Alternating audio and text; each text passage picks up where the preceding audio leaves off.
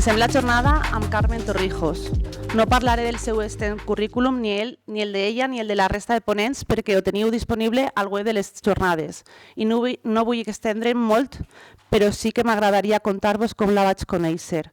Com a part del comitè científic, començarem a buscar perfils interessants per la jornada i a partir d'una conferència seua que vaig veure al YouTube em va captivar la seva manera de comunicar. Pocs dies després me'n vaig encontrar el seu llibre, La primavera de la intel·ligència artificial, al meu lloc de treball, i jo, que em faig càrrec de les compres de llibres, no l'havia tramitat. I fa un mes va vindre a un treball per a fer-nos un curs introductori d'IA. Jo crec que no fa falta més senyals de la vida per saber que tenien que contar avui amb ella. Estem convençuts que és la millor opció per començar a conèixer y introduirnos en el mundo de la inteligencia artificial en la nuestra jornada. Gracias, Carmen, por dar comienzo a las jornadas y acompañarnos hoy con tu conferencia inspiracional. Bienvenida. ¿Qué tal? Buenos días a todos y a todas. Muchas gracias sobre todo a Yolanda por la presentación y por invitarme a este foro. Estoy encantada de estar aquí y hemos tenido algunos problemas técnicos que la IA todavía no resuelve. Espero que pronto, pero ya estamos ahí. Vale, yo soy Carmen Torrijos, soy responsable de inteligencia artificial en Prodigioso Volcán, que es una empresa transformadora. Transformamos a las compañías a través de la comunicación, de la creatividad y también ahora de la inteligencia artificial, porque ya veréis que es una potente palanca de cambio para todas las organizaciones, de todo tipo además. Y lo que voy a hacer hoy es dejaros un montón de bolas encima de la mesa. Yo las voy a abrir todas y luego espero que a lo largo de las jornadas las vayáis retomando y con las mesas redondas y las distintas intervenciones se vayan recuperando. Pero ya veréis que voy a abrir un montón de melones y los voy a dejar ahí, que son muy interesantes, para que luego haya como más discusión sobre ellos. Así que, nada, yo voy a hablar, primero voy a hacer un pequeño estado del arte, ¿vale? Muy desde cero, muy de qué ha pasado en estos últimos 2 años, cómo hemos llegado hasta aquí, por qué estas jornadas van de inteligencia artificial y por qué todo el mundo está hablando de ello sin parar. Luego voy a hablar de formatos concretos de creación, voy a hablar de texto, de imagen, de vídeo y al final voy a dedicar sobre todo la mayor parte del tiempo a las grandes dudas, que son estas bolas que os digo que voy a lanzar. Así que nada, voy a empezar directamente con el estado del arte. La inteligencia artificial es la ola de innovación que nos ha tocado vivir a los que estamos aquí ahora. Hemos vivido otras. El ser humano ha vivido muchas olas de innovación ya. Hemos tenido la de los vapores, la de la electricidad, la de las petroquímicas, la electrónica, la aviación, la digital, la digitalización, que es la última que hemos vivido y que ya está bastante estabilizada. Ya hemos llegado a un pico de adopción en el que nos sentimos cómodos con ella o con Internet, ¿no? Y la que nos toca ahora es la inteligencia artificial. Lo que sí vemos es que estas olas de innovación son cada vez más cortas. Os lo digo también para que si tenéis la sensación de que todo va muy rápido y de que os estáis perdiendo algo, tiene una explicación sociológica y antropológica. Las olas cada vez son más cortas porque se apoyan en los avances anteriores. La inteligencia artificial va más rápido porque se apoya en la digitalización. Así que se calcula que más o menos en 25 años vamos a pasar del punto inicial en el que más o menos estamos ahora, de esa rampa de lanzamiento, al pico total de adopción de la inteligencia artificial solo en 25 años. Es muy rápido y además se estima que la siguiente ola que venga después, que puede ser la computación cuántica o no sabemos qué será, ¿no? La domótica o el Internet de las cosas, en solo 20 años ya estará también en el pico máximo de adopción. Así que las olas se van acelerando cada vez más y es algo natural porque tenemos muchos avances ya desarrollados. Si pensamos en inteligencia artificial, deberíamos pensar siempre en estos 3 pilares, el software, el hardware y los datos. Los datos son el conocimiento en la inteligencia artificial, es la sabiduría, es todo el conocimiento sobre lo que la especie humana conoce, que le trasladamos a la máquina para que sea capaz de manejar todo ese conocimiento. El software es el código, el conjunto de instrucciones, es como la inteligencia, ¿vale? Lo que permite que estas máquinas aprendan. Y el hardware es la capacidad de computación, es la fuerza física literalmente, los supercomputadores, la memoria RAM, los procesadores, que han pegado un salto enorme en los últimos años, más o menos desde 2010, y que es lo que de verdad ha permitido que la inteligencia artificial, que llevaba ideada muchísimos años, sea posible y se haya hecho realidad. Es el gran olvidado, el hardware, pero en realidad sin él no estaríamos aquí, no tendríamos acceso a los sistemas que tenemos ahora. Dentro de la inteligencia artificial y de estos 3 pilares hay una tecnología que es el corazón de la IA, que es el core, es lo más importante ahora mismo, que es el aprendizaje automático, la capacidad de aprender que tienen las máquinas. Al final, lo que hacen es procesar nuestros datos y aprender de ellos, ver tareas resueltas y aprender a resolverlas. Pero en todo este proceso siempre hay un ser humano en el bucle, ¿no? Lo que llamamos el human in the loop. El ser humano está al principio porque genera los datos y genera los algoritmos, genera la inteligencia. Con estos datos y estos algoritmos de aprendizaje se genera un sistema que aprende. Este sistema que aprende está entrenado, tiene un entrenamiento, y en ese entrenamiento también toman parte los seres humanos, de muchas maneras distintas, a veces etiquetando, a veces evaluando, a veces simplemente caracterizando el output, ¿no? la salida, el que nos ofrece la máquina, pero siempre está ahí, de alguna manera. Lo que tenemos al final es un sistema que aprende y que mejora o imita las capacidades humanas. Si hablamos de calcular, siempre las mejora, ¿no? Siempre una máquina va a calcular mejor que nosotros. Pero cuando hablamos de otro tipo de formatos, cuando hablamos de lenguaje o cuando hablamos de imagen, lo que está haciendo es simular. De alguna manera es un simulador de las capacidades humanas de creación. Y dentro de la inteligencia artificial tenemos dos grandes tipos que cada vez convergen más, pero que en un inicio estaban muy separadas, ¿no? La inteligencia artificial analítica y la inteligencia artificial generativa. La inteligencia artificial analítica opera sobre datos que hemos generado los seres humanos. Por ejemplo, estas fotos que tengo aquí de perros y gatos, las que están en 2 columnas, son fotos naturales, son lo que llamamos ahora imágenes naturales. Alguien ha cogido a su mascota y le ha hecho una foto, la ha sacado al parque y le ha hecho una foto con una cámara de fotos y lo ha subido a Internet. Son imágenes naturales. Lo que puede hacer la inteligencia artificial, o lo que hacía sobre esto, es ordenar, categorizar, optimizar, hacer predicciones, pero siempre era sobre datos que habíamos creado los seres humanos. Cuando llega la inteligencia artificial generativa en 2020, el giro de guión es que ha visto tantas fotos de perros y gatos que es capaz de crear sus propios perros y sus propios gatos. Estos que tengo aquí abajo son perros y gatos creados con inteligencia artificial, que tienen una apariencia perfectamente realista, pero que no existen, que no han existido nunca. Son imágenes sintéticas o imágenes generadas. Esa es un poco la diferencia entre estos dos tipos de inteligencia artificial, aunque es verdad que la propia IA generativa está comiéndose a la analítica de alguna manera, porque también puede hacer muchas de las capacidades que tenía la IA analítica. La inteligencia artificial generativa tiene una magia, que es capaz de crear contenido nuevo que encaja en lo que nosotros conocemos como contenido, pero que no está copiado de ningún sitio, que no existía, que se está creando delante de tus ojos, ¿no? Fijaos que aquí tenemos un montón de imágenes de perros, que cada una es distinta, pero nosotros, porque somos seres humanos, sabemos que todos corresponden a la categoría perro. Lo que hace la IA generativa es que este modelo entrenado es capaz de generar un dato nuevo, completamente nuevo. Es un perro que no se parece a ninguno de los que tenemos al otro lado, que no es ninguno copiado, que es nuevo, completamente nuevo, inédito, pero que pertenece a la categoría. Sabemos que pertenece a la categoría. Es decir, hay una abstracción de los patrones que consigue hacer un elemento completamente nuevo para ese conjunto de datos. ¿Cómo conseguimos esto? Pues a partir de una instrucción en texto que llamamos prompt. Y esto es una revolución creativa. Esto tiene mucho que ver con la creatividad. ¿Por qué? Porque podemos mezclar elementos del mundo real con elementos de cualquier otro mundo de manera instantánea, muy rápido, porque las imágenes se generan ante nuestros ojos muy rápido. Así que igual que hago un gato fotorrealista, puedo hacer un gato de origami, puedo hacer un gato astronauta, puedo hacer un perro al estilo de Pixar o puedo hacer un perro retratado al estilo de Murillo. Puedo hacer realmente mezclar cualquier cosa y muy rápido, ¿no? Y al alcance de cualquiera, porque todo esto lo hacemos en lenguaje natural. En todas las herramientas de IA generativa que tratemos o que usemos o de las que nos hablen, en todas hay lo que llamamos un chatbox, que es un cajetín donde podemos escribir texto. En este cajetín es donde decimos, crea una imagen de un gato astronauta, ¿vale? Es ahí donde ponemos la instrucción. Y es muy importante esto, porque hasta hace nada, había que programar para interactuar con estos sistemas, había que ser capaz de escribir código, y ahora ya no.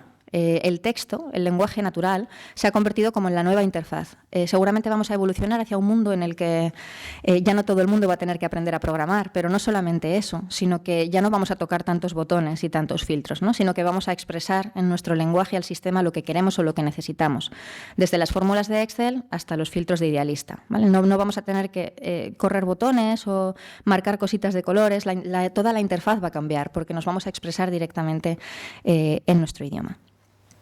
En la práctica, ¿en qué se traduce esto? Pues en que tenemos herramientas generativas que entienden lo que necesitamos, porque son capaces de manejar los contextos, y que a partir de un prompt pues nos devuelven directamente un texto, una imagen o un vídeo. Cuando son herramientas de texto a texto, con un texto conseguimos otro, pues las llamamos así, texto a texto. Texto a imagen, con un texto conseguimos una imagen.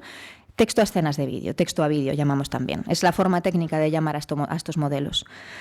¿Y esto qué ha traído? Pues un síndrome que llevamos sufriendo ya un par de años, que es el síndrome de las 1001 herramientas. Hay muchísimas, habréis visto seguro en LinkedIn y en redes, por todas partes habréis visto las 10 mejores herramientas de IA, las 100 mejores herramientas de IA, las 1000 mejores herramientas de IA. ¿Vale? Hay muchísimas. Pero hay que tener cuidado con esto por varias cosas. Lo primero es porque siempre la digitalización y el acceso a la formación digital se ha hecho de una manera extremadamente funcional. Se enseñaba a los usuarios a utilizar una herramienta. Cuando la herramienta cambia, el usuario se queda completamente perdido y desprotegido. No deberíamos cometer el mismo error con la IA. Deberíamos enseñar capacidades, no herramientas. Deberíamos entender capacidades. ¿Por qué, además? Porque más herramientas, con sus logos, ¿no?, y con su nombre y tal, nos hace pensar que hay capacidades diferentes, y no es verdad. Las capacidades de la IA son las mismas, pero hay muchas empresas y mucha gente intentando, de alguna manera, monetizar eso, ¿no?, y sacarle provecho. No significa que cada una de estas herramientas que estáis viendo aquí tenga una capacidad diferente. Muchas comparten capacidades, pero alguien les ha puesto un logo y un nombre. Así que no hay que dejarse llevar por la ansiedad y por la desesperación de no llego a aprenderme todas las herramientas de IA que hay, sino que hay que intentar comprender capacidades a un nivel un poco más alto, un poco más abstracto. Y nos va a ayudar, porque cuando las herramientas cambien de nombre, que van a cambiar, y ChatGPT quizá el año que viene no exista, estaremos más preparados, ¿no?, y estaremos más fuertes para entender lo que venga y para tener criterio. Hemos vivido un momento que ha sido de divergencia en todo el año, finales de 2022 y 2023, con muchas herramientas distintas. La divergencia consiste en crear opciones, ¿no? Se han creado muchísimas opciones, pero llega un momento en que todo eso tiene que convergir, y convergir es hacer elecciones, tomar decisiones de alguna manera. Todas esas herramientas pequeñitas que estábamos viendo de distintos actores, todas esas capacidades de la IA están de alguna manera convergiendo en las tres grandes, ¿no? Y lo que tenemos ahora pues son tres grandes actores que en realidad ya estaban ahí y que lo que hacen es condensar, ¿no?, encapsular todas esas capacidades. Y estaréis oyendo hablar de Copilot, que es la IA de Microsoft, conoceréis ChatGPT seguramente, o Duet, que es la de Google, que algún día llegará y se pondrá a la altura de las demás seguro. Apple también está creando la suya. Es decir, los grandes actores tecnológicos van a seguir siendo los mismos, eso no cambia. OpenAI quizás la nueva introducción en el escenario, pero básicamente son estos. La gente que usa Office tendrá Copilot, que es la IA de Microsoft, que va metida en todos los sistemas, en todos los productos de Office. La gente que use el espacio de trabajo de Google pues tendrá Google Duet, pero la IA se va a insertar en absolutamente todo lo que usamos. No vamos a ir como ahora a la web de ChatGPT a usarlo, que tenemos que ir a posta, sino que lo tendremos integrado en todo. Estaremos escribiendo en Word y tendremos al lado un modelo de lenguaje. Estaremos haciendo PowerPoint, estaremos haciendo Excel y tendremos un modelo de lenguaje al lado. Y lo mismo en el Google Docs o en el Google Workspace o donde sea que trabajemos. De forma que es algo que se mete en casa, por así decirlo, que ya lo tenemos integrado en nuestro propio ordenador y en nuestra propia vida, ¿no? No tenemos que ir a buscarlo. Ese es el punto en el que estamos, en marzo ya de 2024. Aquí, ¿no? Hemos vivido toda esa fase de divergencia y ahora estamos en esta fase de convergencia. Dentro de eso, lo que tiene la IA generativa es que puede crear contenido en distintos formatos. Y esto es muy importante para las personas que trabajamos en la comunicación o en la información, en la gestión de la información, ¿no? Tenemos que saber que se puede crear contenido. ¿Y cómo se crea este contenido? Pues lo que hay detrás de todas estas herramientas, esa magia de que parece que nos entienden, son los grandes modelos de lenguaje. Los grandes modelos de lenguaje están preentrenados, decimos que están preentrenados. ¿Por qué? Porque han aprendido con precisión cómo funciona el lenguaje. ¿Y cómo lo aprenden? Pues porque les damos cantidades ingentes, trillones y trillones de palabras, ¿no?, de texto. Lo que les damos es texto. ¿Dónde hay muchísimo texto? Pues en la Wikipedia, por ejemplo, los libros digitalizados, en las páginas web. En todo ese contenido que los seres humanos llevamos 30 años volcando en Internet, ahora se recoge todo ese texto y se mete en estos modelos, en estos grandes modelos de lenguaje, para que aprendan cómo funciona el lenguaje en los diferentes idiomas, ¿no? Imaginad en la cantidad de entradas de Wikipedia que hay en español. que no se puede comparar con la cantidad de entradas de Wikipedia que hay en euskera, por ejemplo, o en valenciano. Y los idiomas minoritarios aquí están sufriendo más porque estos sistemas se basan en algo masivo, se basan en un entrenamiento masivo. Si no hay suficiente cantidad de contenido en el idioma, pues va a funcionar peor. Yo en valenciano no lo he probado, no sé qué tal os parece que funciona ChatGPT. En euskera me han dicho que es un desastre. En catalán ahí va. En castellano funciona bastante bien. ¿Por qué? Porque no se puede comparar, ¿no?, la magnitud de contenido que hay en Internet. Y en inglés también funciona bastante bien. Os lo digo también para cuando lo uséis para traducir. En los idiomas mayoritarios os podéis fiar bastante, en los minoritarios, cuidado. Esto es lo que llamamos preentrenamiento de un modelo de lenguaje. ¿Por qué pre? Porque cuando nosotros le hacemos una pregunta, cuando le ponemos delante de una tarea, ya viene preentrenado en cómo funciona el lenguaje para poder comprender esa tarea, porque comprende el contexto. De alguna manera, ha aprendido las frecuencias estadísticas de las palabras, con qué otras palabras suele aparecer cada palabra, ¿no? Y todo ese contexto estadístico es lo que le permite después entender lo que estamos pidiendo. De hecho, para que no penséis que son siglas aleatorias, las siglas GPT tienen un sentido.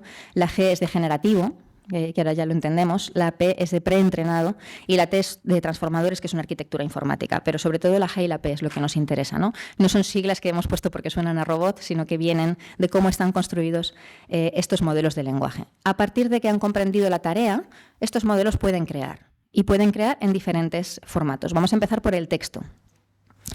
Es muy importante en estos modelos de texto, y todos habréis probado ChatGPT, por lo menos la versión gratuita seguramente, que distingamos entre lo que es un modelo conectado y un modelo hermético. Un modelo conectado está conectado a Internet, nos puede traer información. Un modelo hermético no está conectado, con lo cual solo maneja la información que ha visto en el entrenamiento. Esto es uno de los grandes puntos de conflicto de las personas al usar ChatGPT y todas estas herramientas. Los modelos de lenguaje no estaban pensados en un principio para buscar información. No estaban pensados para eso. Eso es un uso que de repente les hemos dado a los seres humanos. Pero los modelos de lenguaje estaban pensados para recrear la conversación humana, para que tú sientas que estás hablando con un ser humano. Eso estaba conseguido, ¿no? Y desde hace ya tiempo. Se lanza ChatGPT al público. Fíjate, parece un ser humano. Cuando hablas con él parece que te comprende. Qué impresión, ¿no? La gente estaba como muy impresionada. Y de repente los usuarios lo que hacen es empezar a usarlo para buscar información, como si fuera un Google. Y eso sorprendió mucho a la industria. Eso no estaba preparado. Entonces dijeron, ostras, ahora hay que explicar que estos modelos no te van a dar la información de una manera fiable, porque la han visto en el entrenamiento hace mucho tiempo, y la información que te da un modelo hermético, como un ChatGPT gratuito, por ejemplo, puede estar desactualizada, puede estar mezclada con otra, puede estar inventada, puede estar alterada, puede estar obsoleta, no te puedes fiar, ¿no? Ahora hay que explicar esto a los usuarios. Esto ha sido muy difícil. Hay gente que lleva años usando ChatGPT, bueno, años, el año y pico que llevo, y nadie le ha contado esto, ¿no? Es que es bastante problemático. Para buscar información factual es imprescindible usar un modelo conectado, como un ChatGPT de pago, como un Copilot que está conectado a Internet, pero lo importante es que nos den esos links en azulito en los que podemos clicar, que indican, que te están diciendo de dónde han sacado la información.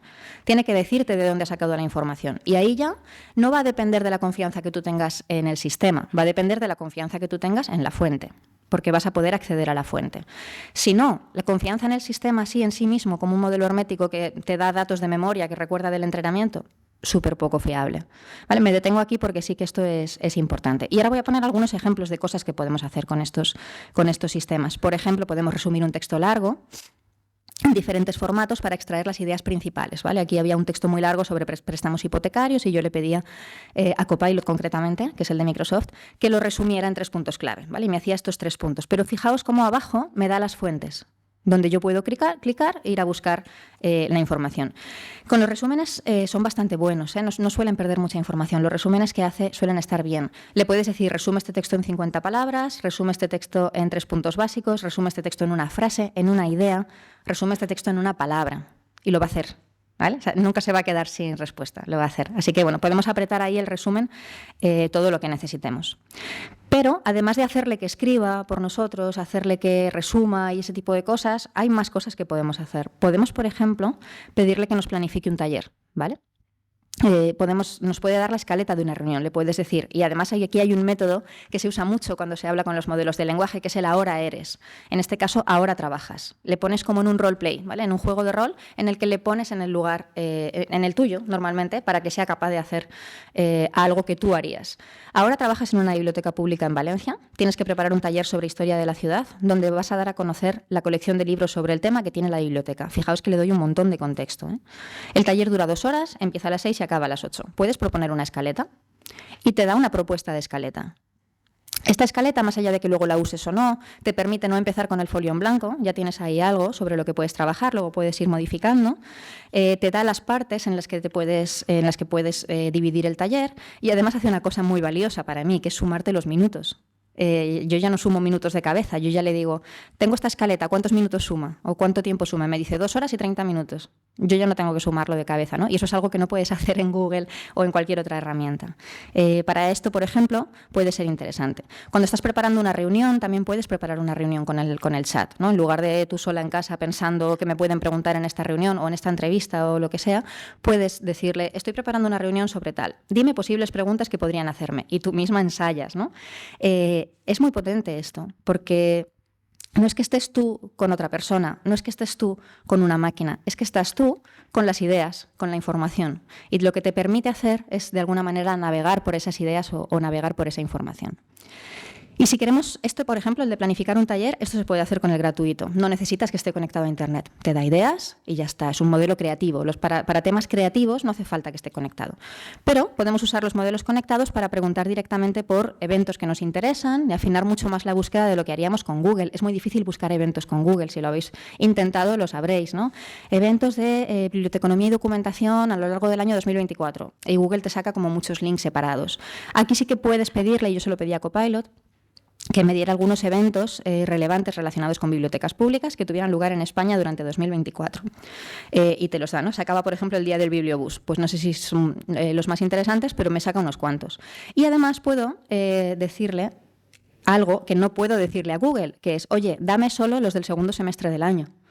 Esta búsqueda no la podemos hacer en los buscadores tradicionales, es mucho más inteligente, ¿no? Puedes hacerle preguntas mucho más específicas, con mucho menos esfuerzo por parte del usuario. Todo esto solamente con un simulador de texto, ¿vale? Con un simulador de texto conectado a Internet. ¿Qué más se está haciendo con el texto? Pues hay casos de uso muy interesantes en texto.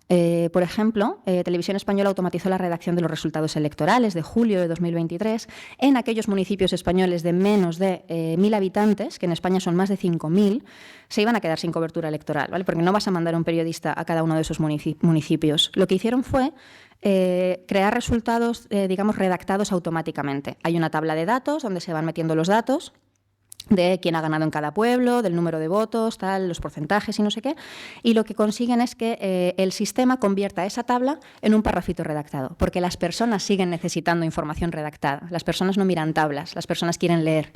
Entonces lo que consiguen es que a través de esa tabla se llegue a unas pequeñas noticias como esta que veis aquí. Este es el pueblo de mi abuelo, que tiene 400 habitantes, y lo que hacen es crear este pequeño parrafito, ¿no? El Partido Socialista es con el escrutinio del 100% la fuerza más votada, en el municipio de tal, 23 de julio, la candidatura obtenida 128 votos, lo que equivale al 39%, tal. Te da todos los datos, ¿vale? De una manera redactada, legible para el ser humano.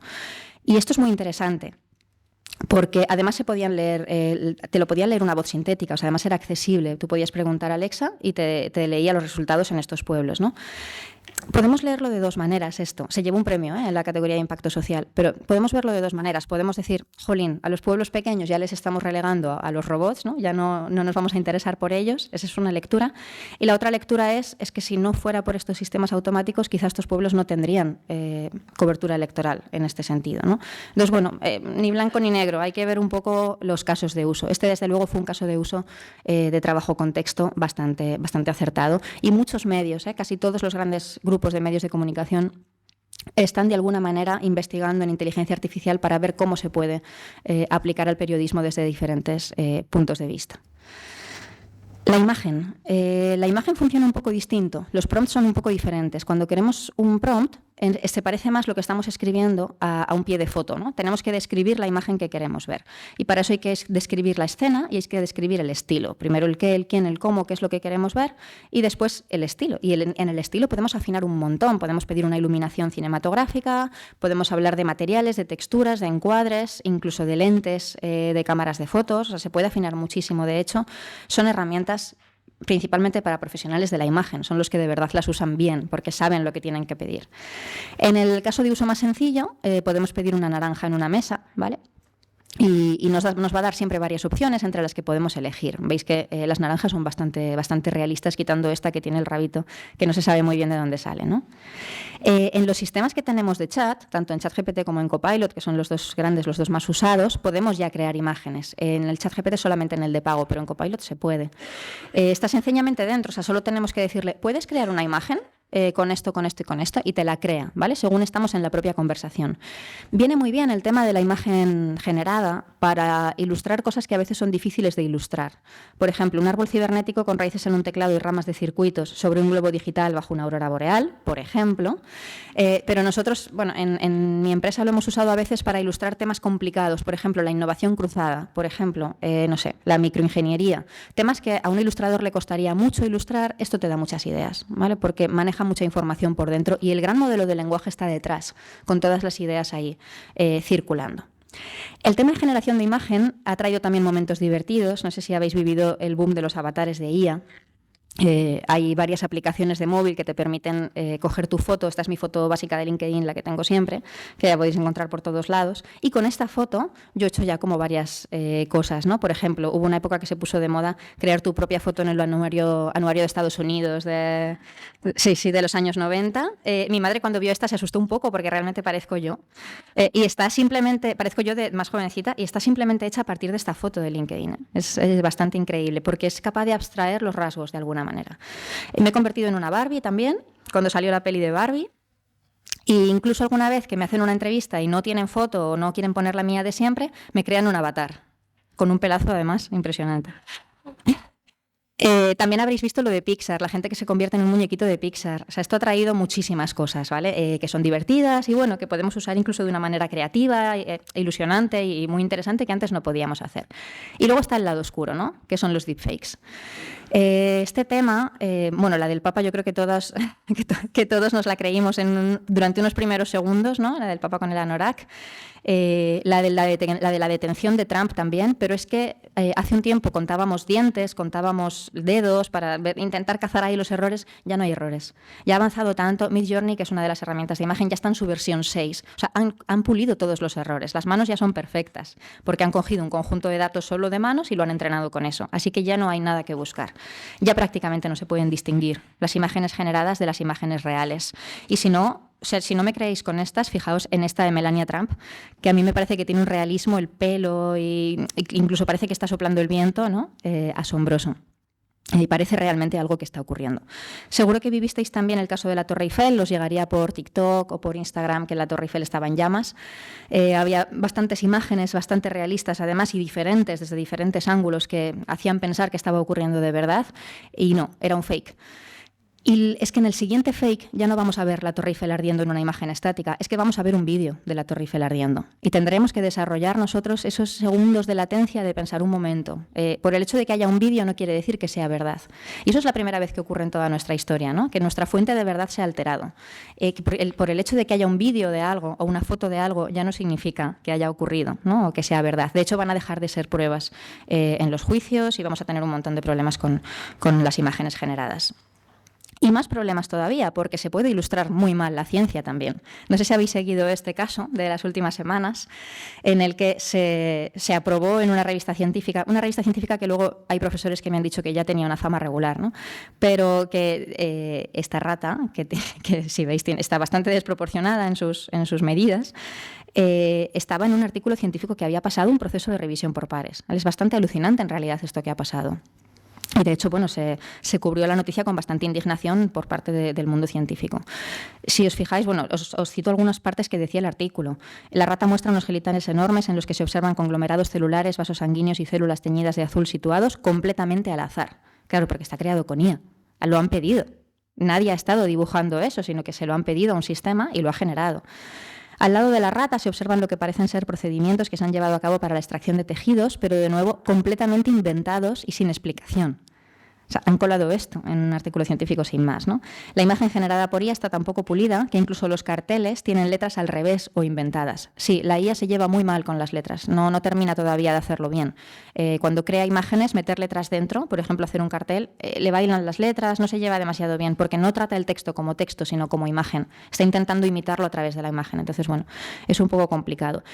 Pero es bueno que ocurran cosas, ¿vale? Es bueno que ocurran estos casos de uso malos para que aprendamos. Si no ocurren cosas, no aprendemos, ¿no? Tenemos un poco que ver también que es bueno que pasen estas cosas para que prediquemos un poco con el ejemplo de lo que no hay que hacer, ¿no? Y se vea de una manera más rápida, más fácil. Sobre el vídeo es bastante alucinante ya, ¿eh? Bueno, ya lo es bastante desde el punto de vista de la creación, que podemos mezclar un vídeo con una imagen y lo que obtenemos es algo así. Mezclamos un vídeo con una imagen o con un estilo. Podemos mezclar también un vídeo con un prompt. Mezclamos el mismo vídeo, pero en este caso, en lugar de darle otra imagen, lo que le estamos dando es un prompt, una mujer bailando ballet en la jungla como una pintura de Gauguin, y efectivamente parece una pintura de Gauguin en movimiento. Se pueden hacer como muchas mezclas de este tipo muy interesantes. Y luego simplemente a través del prompt podemos describir lo que queremos ver y las imágenes, esta herramienta en concreto es Gen 2, las imágenes de alguna manera se animan, ¿no? Vais a ver que este astronauta pues, va a empezar a andar. Pero veis que todavía hasta hace poco estaban bastante verdes los sistemas de vídeo, no era lo más desarrollado que había. El vídeo todavía estaba un poco ahí en pañales, empezando, ¿no? En comparación con la imagen o en comparación con el texto era lo que menos desarrollado estaba.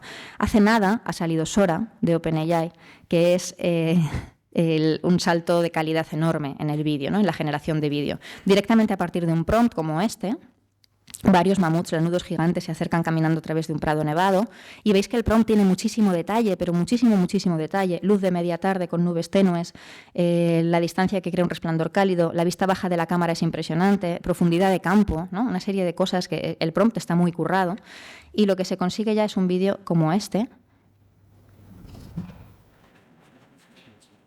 que a mí me pone los pelos de punta porque es como si estuvieras ahí en la era cuaternaria, ¿no? En la glaciación, y estuvieras viendo cómo eran realmente los mamuts de una manera súper realista, ¿no? Nos permite estar en un lugar en el que no habíamos estado, ¿vale? Con una recreación, con una simulación de los datos bastante impresionante. O sea que el vídeo ya está llegando también a un nivel de calidad altísimo.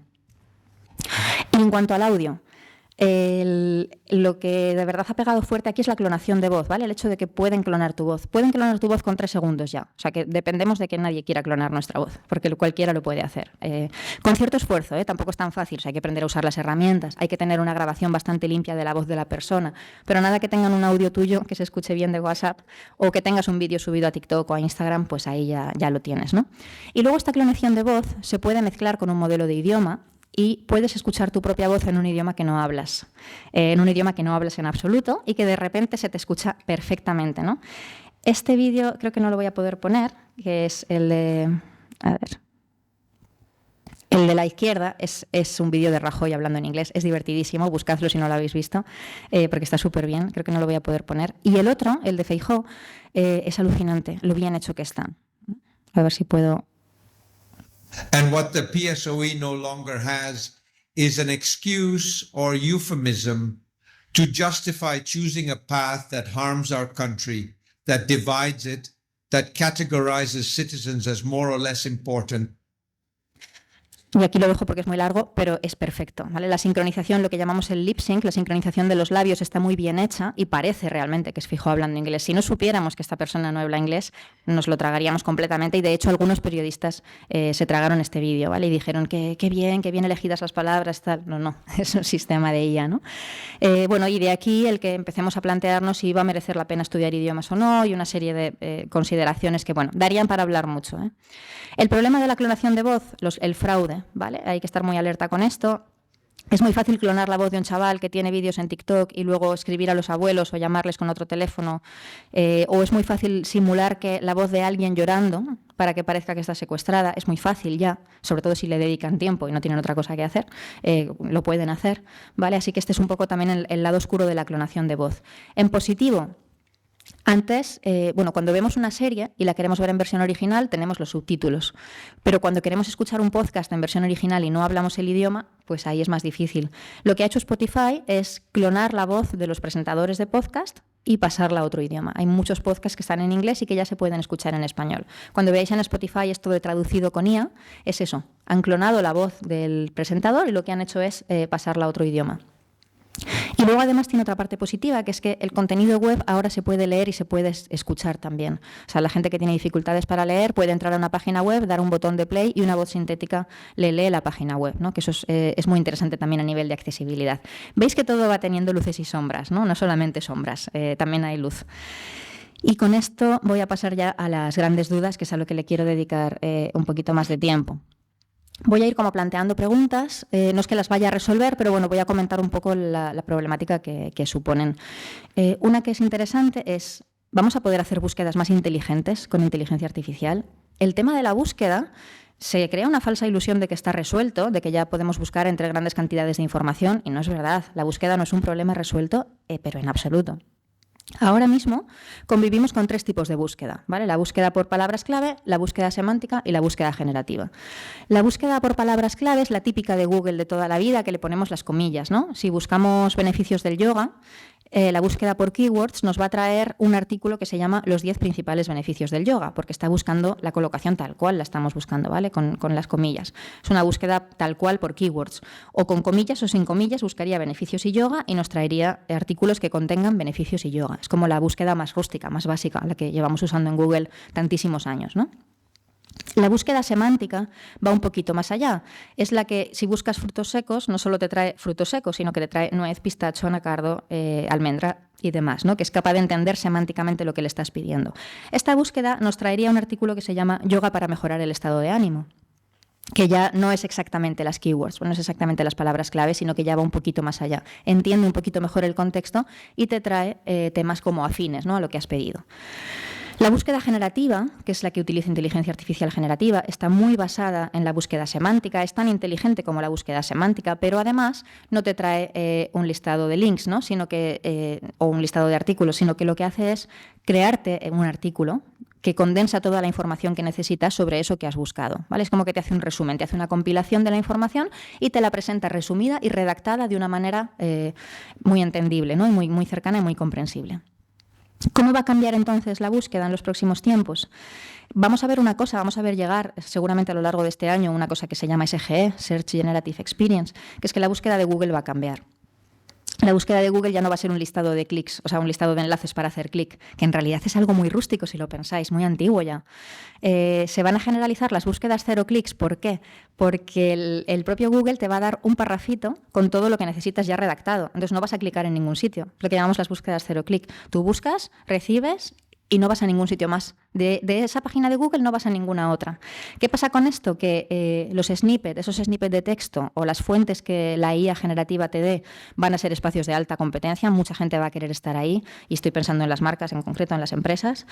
Y va a ser mucho más difícil conseguir visibilidad y conseguir impacto del contenido, ¿vale? Con este tipo de búsqueda. Con lo cual yo creo que esto es que va a cambiar la economía, ¿no? Va a cambiar el marketing, va a cambiar el SEO, va a cambiar muchísimas cosas y las empresas se van a tener que adaptar. No me extiendo más porque quiero abrir muchos melones, no solo uno. ¿Dónde acaba mi información cuando hablo con un sistema IA? Y esto es importante también. Cuando no es un problema nuevo, Cuando usamos traductores automáticos o cuando usamos I Love PDF, que seguro que lo hemos usado todos aquí para juntar PDFs o separarlos o este tipo de cosas, corremos el mismo riesgo. Estos son sistemas abiertos a todo Internet. Es verdad que no van a hacer pública tu información automáticamente, pero si hay una brecha de seguridad, eso se indexa todo en Google y ha ocurrido con traductores automáticos, con empresas que estaban usando DeepL o Google Translate y se han indexado sus contenidos confidenciales porque no pensaban que iba a haber una brecha de seguridad, pero siempre puede haber una brecha de seguridad, ¿vale?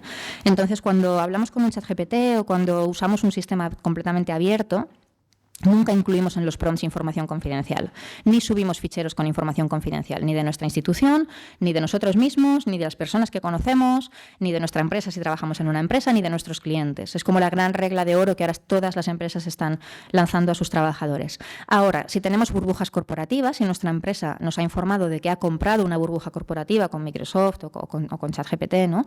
Y que de verdad la información está protegida, entonces ya sí, podemos trabajar con más libertad y tener acceso a estos modelos sin correr riesgos.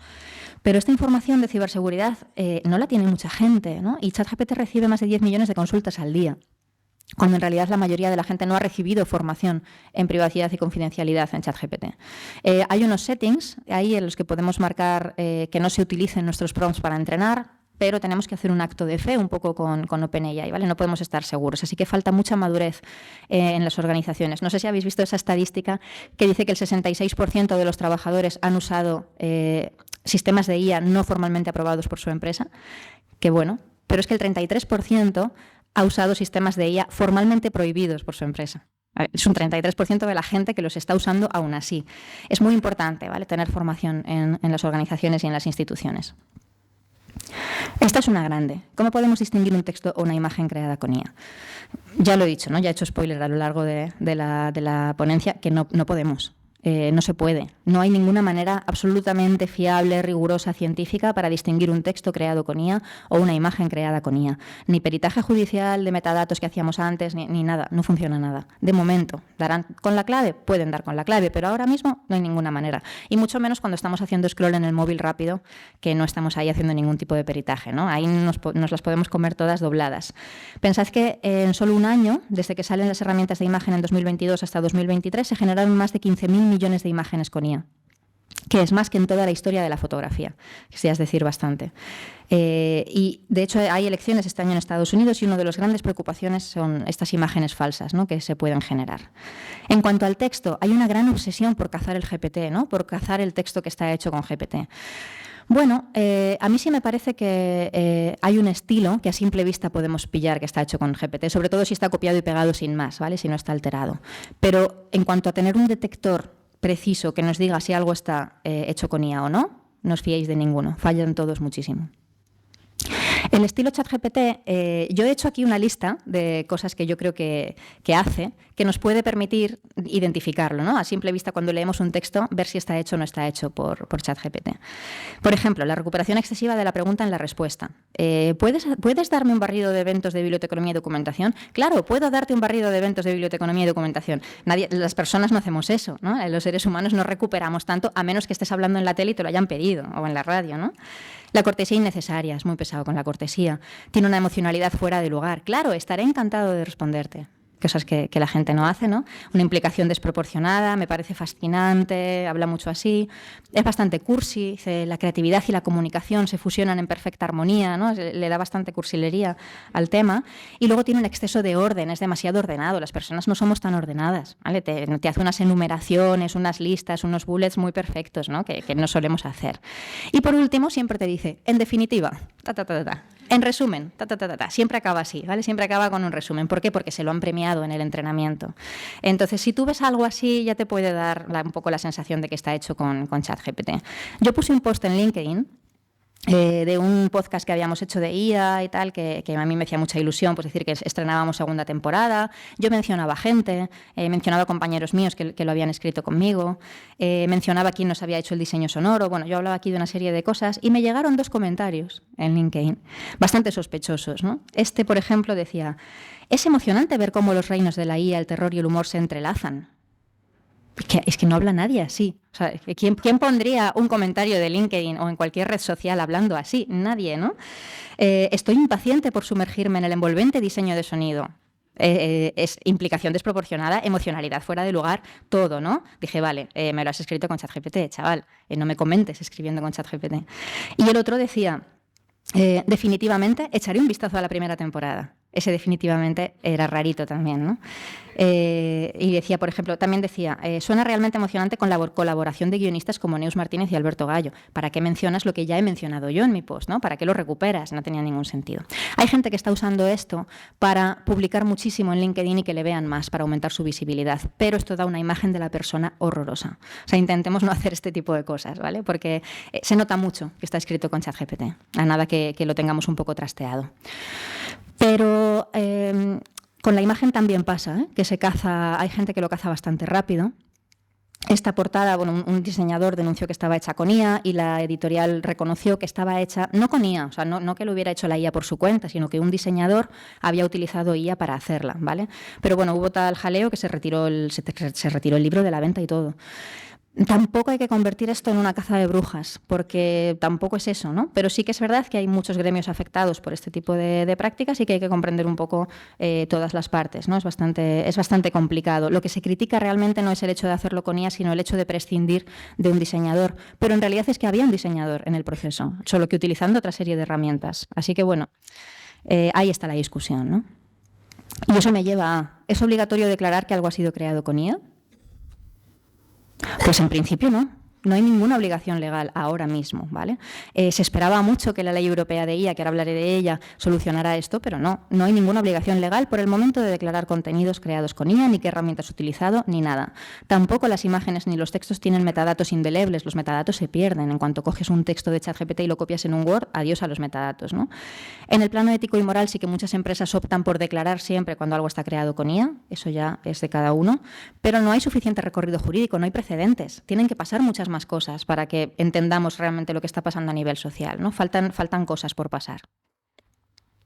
Y que es interesante también, ¿pensáis que se puede crear falsa documentación histórica? Porque esto es un gran problema que podemos tener, no ahora, pero dentro de unos años. Porque ahora es muy fácil crear incluso fotos de cosas de las que no había fotos, ¿no? Podemos ver a trabajadores en la Albufera en el siglo XIX, por ejemplo, y podemos crear una foto de un momento en el que no había muchas fotos o de un lugar en el que no había muchas fotos. O podemos ir más atrás y crear una imagen de los moriscos esperando en la bahía tras la expulsión de Valencia en 1609, por ejemplo, y parece que estamos allí. O, ¿por qué no?, a Jaume I entrando en Valencia el 9 de octubre de 1238, o, ¿por qué no?, al Cid. Una imagen del Cid lo más realista posible, ¿no? Podemos crear cualquier tipo de cosa. Y lo mismo con las imágenes, que es más claro, que con los documentos. De hecho, hay iniciativas en Estados Unidos que reclaman una mayor vigilancia en el uso de la IA generativa en la creación de material histórico para documentales, porque lo que empieza siendo una recreación, que ahora se pueden hacer documentales teatralizados y tal, puede ser muy interesante y muy cultural, se puede convertir en una mezcla en la que ya no sepamos distinguir cuál es la información histórica auténtica y la información histórica generada, ¿vale? Y que se nos mezcle de mala manera en Google y ya no sepamos qué es cada cosa, ¿vale? Sobre todo de cara a la sociedad. Ya voy acabando. ¿De quién son las imágenes creadas con IA? Pues hay bastante consenso en que la persona autora de un texto o una imagen creados con IA es la persona que ha creado el prompt. El dueño del prompt es el dueño de la imagen, pero esto depende mucho de la concesión de derechos de cada herramienta, ¿vale? Pues Copilot no te da la propiedad intelectual de las herramientas, Stable Diffusion te dice que son de dominio público, Midjourney o DALL-E sí que te la dan. Hay que leerse los términos y condiciones de cada herramienta que estamos usando antes de apropiarnos de una imagen o intentar usarla, ¿no? Y esta creo que es ya de las últimas. ¿La IA me va a reemplazar? Es como la gran pregunta, ¿no? Sí que hay que entender que estamos en una transición tecnológica, pero hay que entender también dos cosas. La IA no es un sujeto agente, la IA no hace cosas. Nosotros hacemos cosas con la IA, es un sujeto paciente. Y la IA no reemplaza personas, la IA reemplaza tareas. Eso sí, reemplaza tareas. Si tu trabajo consiste en una sola tarea, imaginad, copiar datos de un texto en un Excel y solo haces eso, por supuesto que te va a reemplazar, pero también vaya trabajo tenías, ¿no? Creo que la mayoría de los trabajos de los que estamos aquí no son así y consisten en tomar decisiones, hablar con personas, manejar muchos tipos de información en muchos formatos diferentes. La mayoría de los trabajos no son así. Huid de los trabajos de una sola tarea porque esos sí se van a reemplazar, pero a nada que necesiten un poco más de gestión, un poco más de comunicación, no es tan sencillo. Pero sí pienso que todas las organizaciones y todas las empresas deben acompañar a sus trabajadores en esa transición y apostarlo todo a la formación, a la capacitación de las personas, porque eso no se pierde. Eso, aunque cambie de nombre las cosas, la capacitación de las personas sigue ahí. Se aprueba en la UE la primera ley de inteligencia artificial, ¿vale? El 8 de diciembre es cuando se aprueba. Y esta ley de IA, que parecía que iba a dar respuesta a muchas cosas, no da respuesta a tantas cosas tampoco. Se ha centrado en hacer esta pirámide, ¿vale? Que es poner arriba del todo sistemas de IA de riesgo inaceptable, cosas que no se van a poder hacer en Europa, por ejemplo, la vigilancia biométrica, el uso policial predictivo, que una cámara te pille por la calle y prediga si vas a cometer un delito o no. Ese tipo de cosas en Europa no se van a poder hacer, que eso está muy bien. La detección facial de emociones, la puntuación social de personas, todo eso es de riesgo inaceptable. Aquí, ojo, porque también ha dicho la Unión Europea que no se va a poder usar la IA en contexto migratorio, en bases de datos de contexto migratorio, quedando exentas las propias bases de datos de la Unión Europea. O sea, no se va a poder, pero las suyas sí. Aquí hay algunas sombras también en la ley. Y luego están las de alto riesgo, y luego están las de riesgo limitado. ¿Vale? Las de alto riesgo son las que son, por ejemplo, en procesos de selección de personas, lo que afecta a créditos bancarios, a la seguridad social, todo lo que afecta a la vida de las personas y a la integridad de las personas. Y luego están las de riesgo limitado, que es donde entra la IA generativa. Lo primero que hay que entender es que no se regulan los usos, o sea, no se regulan las tecnologías, se regulan los usos. No le va a caer un puro a OpenAI porque tú hagas algo malo con ChatGPT, te va a caer a ti. Y eso está bien saberlo. Pero la IA generativa no se considera de alto riesgo, se considera de riesgo limitado, con lo cual se regula muy poquito en esta ley. Y lo único que se pide es transparencia. Los sistemas tienen que tener transparencia. ¿Eso qué quiere decir? Que ChatGPT tiene que decir con qué textos ha entrenado. Y tiene que hacer una lista de con qué textos ha entrenado. ¿Qué pasa? Que esto va a generar una cadena de denuncias muy natural, ¿no? Si yo soy una autora y he escrito un libro y en esa lista de OpenAI veo mi libro, les voy a denunciar yo. La Unión Europea no se tiene ni que mojar, ¿no? Va a haber una cadena de consecuencias jurídicas que va un poco de sí, que va un poco sola. Sí que es verdad que van a tener que hacer este ejercicio de transparencia, pero bueno, hasta 2026 la ley no empieza a entrar en vigor, digamos, en serio. ¿Qué pasa? Que donde no llega la ley tienen que llegar las nuevas normativas. Habréis visto esto del Ministerio de Cultura, que elabora una guía de buenas prácticas. Vamos a ver muchas de estas, ¿vale? Vamos a ver muchísimas normativas de buenas prácticas de distintos ministerios, de distintas instituciones. ¿Por qué? Porque hay que rellenar ese hueco donde la ley de IA no nos ha arrojado ninguna luz. Aquí, por ejemplo, se dice que las obras generadas 100% con IA no podrán ser galardonadas y una serie de cosas, ¿no? Bueno, esto seguramente cambiará. Esto el año que viene será otra cosa y el año siguiente será otra. Estamos en un proceso de evolución, ¿vale? O sea, que no veáis nada de lo que está ocurriendo como una foto estática, porque todo está continuamente en evolución. Y si me tuviera que quedar con una sola idea, sí que diría que uno de los puntos fundamentales de la ley de IA es que toda tecnología IA debe estar siempre supervisada por un ser humano, que parece algo muy lógico y muy de cajón, ¿no? Pero que hay que decirlo y hay que escribirlo en una ley. Y si os dais cuenta, en estos procesos que estamos contando, empezaríamos por el prompting, por escribir el prompt, que ya requiere trabajo humano. Después eso pasa a la máquina nos devuelve una salida. Esa salida hay que hacerle un ajuste o hay que pedirle más cosas o hay que matizarla. Esa salida vuelve a la máquina otra vez y al final tenemos un resultado final que los seres humanos tienen que adaptar o que tienen que validar. En este proceso, los seres humanos aparecen 3 veces, en las máquinas aparecen 2. Estamos infravalorando muchísimo la importancia de la validación del producto final. Sí, a lo mejor algo está hecho con IA, pero hay un diseñador que ha decidido que esa es la imagen buena para la portada, ¿no? Ese trabajo de validación es importante también y lo estamos subvalorando muchísimo, ¿no? Así que nada, el ser humano sigue en el centro de todo, ese es un poco el mensaje. Si esto os ha gustado, yo escribí un libro el año pasado con el periodista José Carlos Sánchez, donde hablamos un poco de las narrativas en torno a la IA y de cómo todas esas pelis que hemos visto de ciencia ficción nos siguen ahí en nuestro cerebro y nos están de alguna manera estorbando a la hora de adoptar la realidad de la tecnología, que no tiene por qué parecerse a los mecanismos que está usando la ficción. Y un poco todo es una historia que nos hemos contado, ¿no? La inteligencia artificial también. Así que nada, muchísimas gracias.